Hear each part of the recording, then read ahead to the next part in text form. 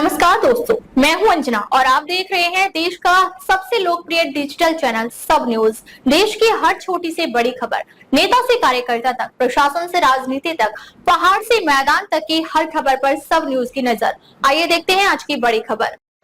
19 सितंबर को आखिरी उड़ान भरेगा मिग-21। क्यों नाम के आगे जुड़ा बाइसन? कब कब दिखाएगा शौर्य? कौन लेगा इसकी जगह? भारतीय वायुसेना आईएएफ में 62 साल तक सेवा देने के बाद लड़ाकू विमान मिग-21 को विदाई दी जा रही है। मिग-21 को 19 सितंबर को चंडीगढ़ एयरबेस पर 23 स्क्वाड्रन पैंथर्स आईएएफ से रिटायर करेगी। उसके बाद विमान की सेवाएं आधिकारिक तौर पर खत्म हो जाएंगी। यह 1963 में वायुसेना के बेड़े में शामिल हुआ था, जिससे आईएएफ को रणनीतिक बढ़त मिली थी। फिर बार बार दुर्घटनाग्रस्त होने से चलते इसे उड़ता ताबूत कहा जाने लगा था। मिग-21 का 62 साल का सफर कैसा रहा? कैसे वायुसेना को मजबूत बनाया और फिर पहले सुपरसोनिक जेट को क्यों कहा जाने लगा उड़ता ताबूत? यहाँ पड़े फाइटर जेट मिग-21 का सफरनामा। सोवियत संघ मौजूदा रूस में बना फाइटर जेट मिग-21 1963 भारतीय वायुसेना में पहली बार ट्रायल के तौर पर शामिल हुआ था। फिर जल्द ही यह मिग-21 वायुसेना की रीढ़ की हड्डी बन गया।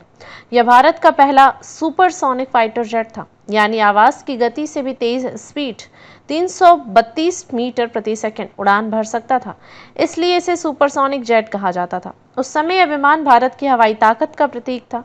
वायुसेना के बेड़े में मिग-21 के शामिल होने के बाद भारत ने टाइप 77, टाइप 96, BIS और बाइसन जैसे 900 से ज़्यादा मिग-21 विमान खरीदे।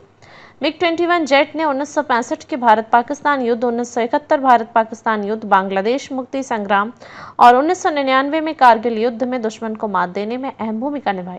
सुखोई Su-30 MKI के आने से पहले भारतीय वायुसेना की सबसे बड़ी ताकत रूस निर्मित यह जेट बना रहा।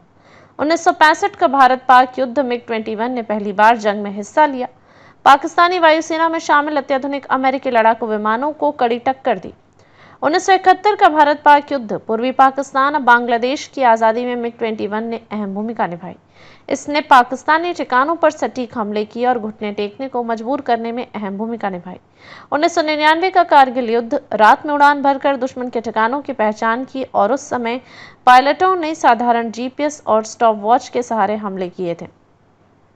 2019 के बालाकोट स्ट्राइक, मिग-21 बाइसन ने F-16 लड़ाकू विमानों को मार गिराया।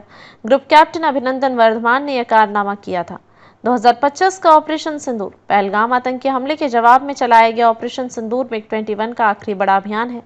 मिग-21 जेट में कुल 4 हाई पॉइंट्स हैं, जिन पर 4 एयर टू एयर मिसाइलें R-60, R-73 या बम फ्यूल टैंक लगाए जा सकते हैं। मिसाइलें इंटरसेप्ट की बात करें तो मिग-21 एंटी मिसाइल डिफेंस सिस्टम वाली कैटेगरी में नहीं आता है, लेकिन एक इंटरसेप्टर फाइटर है जो दुश्मन के लड़ाकू विमानों और उनके मिसाइल लॉन्चिंग को एयर टू एयर मिसाइलों से हवा में ही मार गिरा सकता है। अगर मिग-21 में R-73 जैसी मिसाइलें लगी हों तो यह एक बार में 2 टारगेट को ट्रैक और इंगेज कर सकता है। हालांकि असल लड़ाई में एक टारगेट इंटरसेप्ट ही कर सकता है, क्योंकि मिग-21 का रडार और अवेक्स डेटा प्रोसेसिंग आधुनिक विमानों जैसे राफेल, सुखोई 30 जैसे उन्नत नहीं है। अब तक के लिए बस इतना ही। फिर मिलते हैं ऐसी ही बड़ी खबर के साथ। तब तक के लिए नमस्कार। अगर आपको वीडियो पसंद आई हो तो वीडियो को लाइक करें, शेयर करें और ऐसी लेटेस्ट अपडेट पाने के लिए बेल आइकन दबाना ना भूलें। अगर आप फेसबुक, इंस्टाग्राम, ट्विटर और यूट्यूब के माध्यम से हमें देख रहे हैं तो फॉलो जरूर करें। धन्यवाद।